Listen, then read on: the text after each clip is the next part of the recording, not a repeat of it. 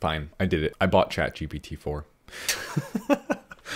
The dog's mouth is shut, but there's still a tongue coming out of the chin. They got me. They got my $20, and we're gonna see if it was worth it, because we're gonna be trying to find, we're gonna turn $20 into 200,000 every video ever. How to turn $20 into $200,000. This is the one that's gonna do it for you. It's not the consistency, not the discipline, not the smart investing. No, it's this video. We're just going to be doing some product research using ChatGPT-4. This is the first time I've done this since upgrading to what they're calling safer and more accurate. Now, you can use this tool for free by just going to chat.openai.com, signing in with like a Google account, and just using their slower version. But when I tried this type of video about a year ago, you all seem to absolutely love AI. You love AI. I know it. You love AI.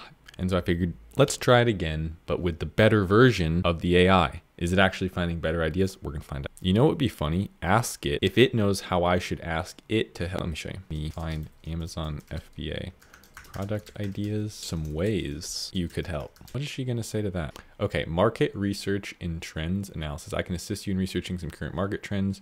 Let's go for like, not. Okay, tons of stuff you can do. Great.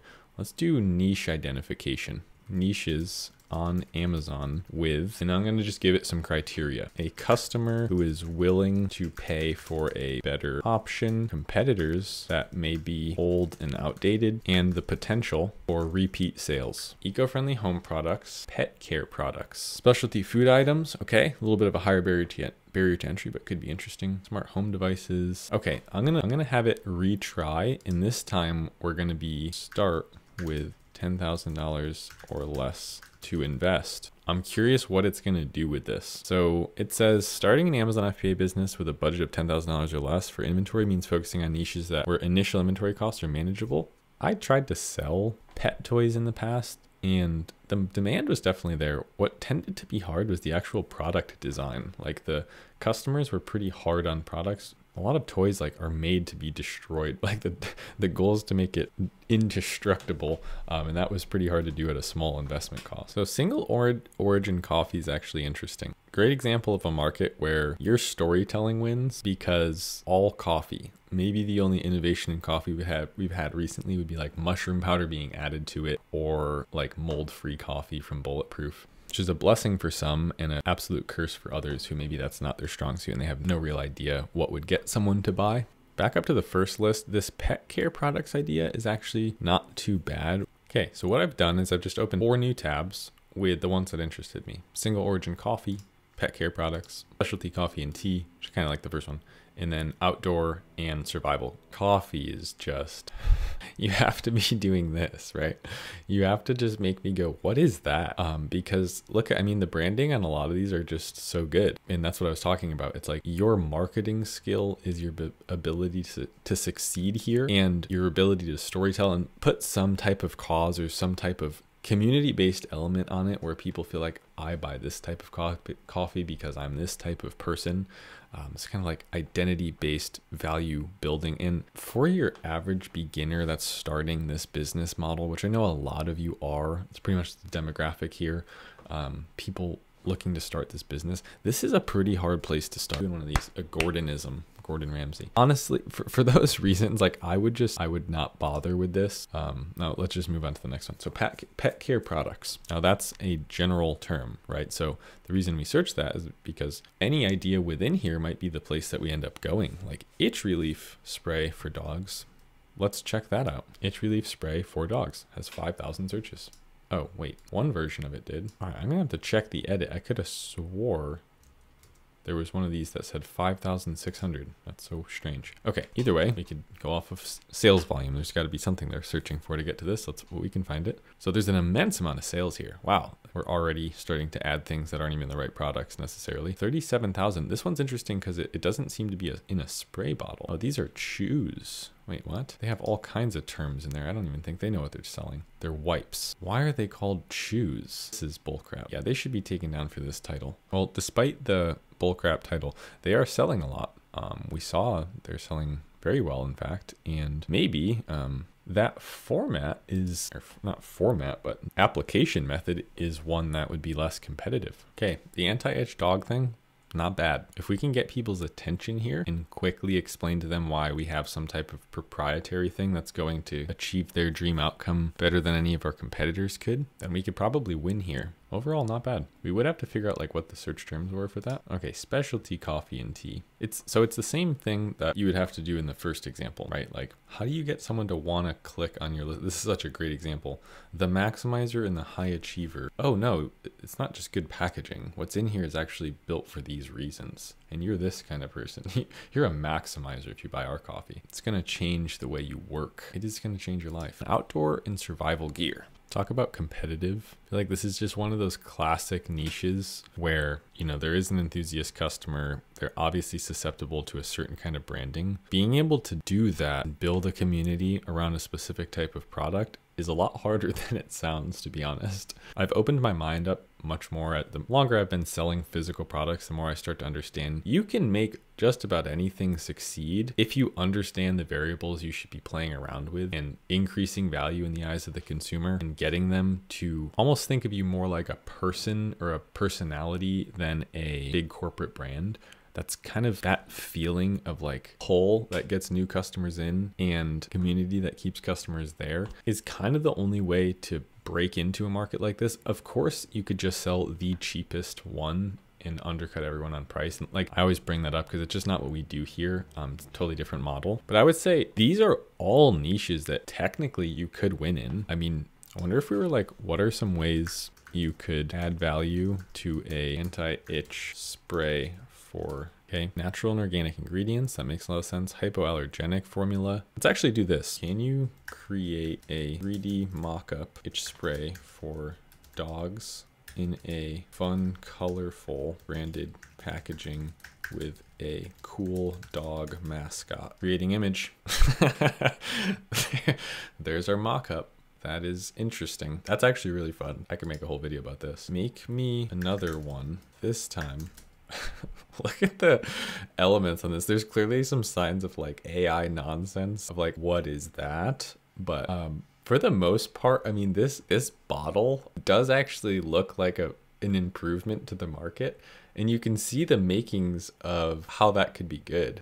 That's actually pretty cool. This time, add more visual elements and less text. Got like a Patagonia meets Disney vibe. I like how the dog's the dog's mouth is shut, but there's still a tongue coming out of the chin. Oh my God, that is horrifying. Oh, that's good. Okay, so clearly we're going to be doing more videos like this. I want to do one on just the packaging design. That's really funny. But I want to stay on track, and let's try and ask it or prompt it to generate more specific just product ideas in and of itself. Just do like, can you give me a list of 25 Amazon FBA product ideas in markets that sell products for less than $30? Let's just see that. I'm just curious. I'm trying to get it to focus on like less expensive things so it doesn't keep throwing in tech and all of these big crazy ideas, which it still might, honestly. It's obviously not perfect, and I'm prompting it in very generic ways. So you can get it and train it, I'm sure, with more and more prompting to do more stuff. But this is actually starting to look really good. Let's look through here. This is just a no for obvious reasons. It's just a little too simple. I don't think there's anything we could really do to like drive value up in a crazy way there. Reusable stand out. Like, I don't think that customer necessarily cares. I could be wrong. And again, like I said, in almost every market, there is a way to actually still make it work.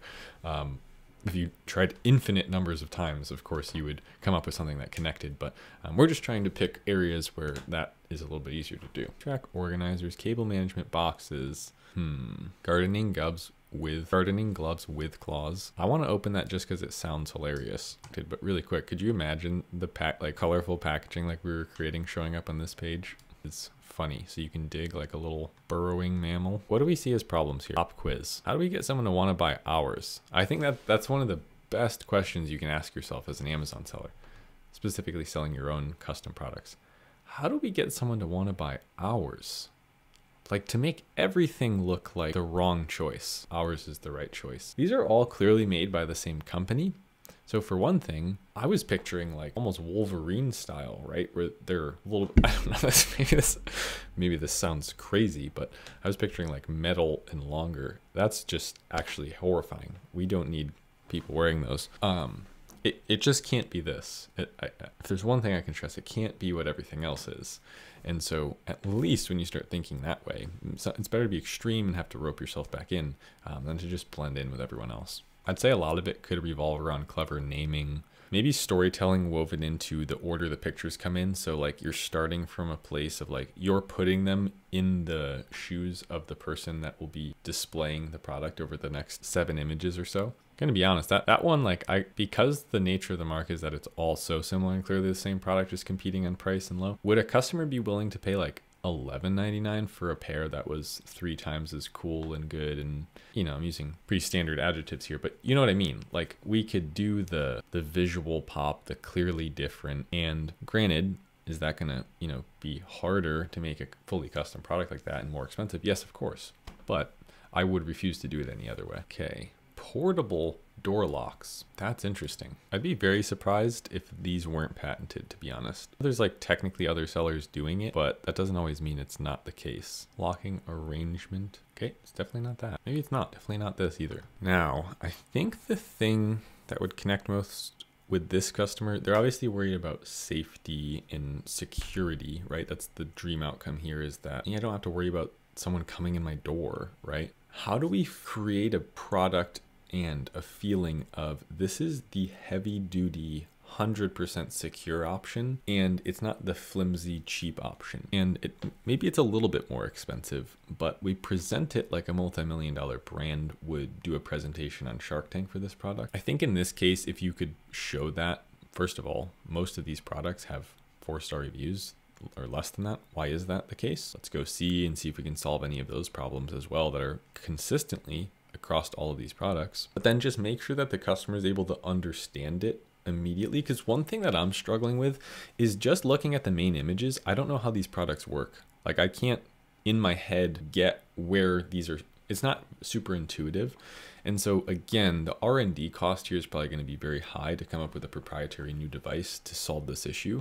The demand is definitely there if you were to do it. If we were to open up Helium-10, which I have a link for in the description, 20% off. If you need that, I got you. Yeah, listing quality's junk. So there would be a way to win here. I can safely say that. Again, there would be a way to win here, but it would be potentially difficult. Well, it would be difficult. You'd have to invent a new product pretty much. It's going to be very expensive. Let's see if we can break it down into like, can you make a new list of 10 ideas where the products likely are repurchasable? Disposable vape pens, really? Let's do like make a list of 10 again that are only for outdoorsmen. Okay, now we're talking. It's more specific. Trail marking tape, pocket bellow, water purification tablets. All right. I mean, barriers to entry and like the actual idea of selling something that someone's adding to their water and drinking. I'd imagine the certifications involved in that are, I wonder if they're any harder than a supplement, like the active ingredient in here. I'm curious about that. As far as like, what is the product or what does the market look like? It's damn boring, right? I mean, obviously demand for this. I mean, almost $1 million a month on this one. Yeah, it's like one of those where how do you convince people that this is the best safe solution and trustworthy? And I think these look kind of clinical for a reason, right? It's a very serious thing to sell. Like, you're not joking around at this point, but if you got it right, that'd be quite a business. Be sure to like and subscribe if you haven't already, and there'll be a video on screen that you can watch now. Other than that, thanks so much. Have a great day. I'll see you next time. Later.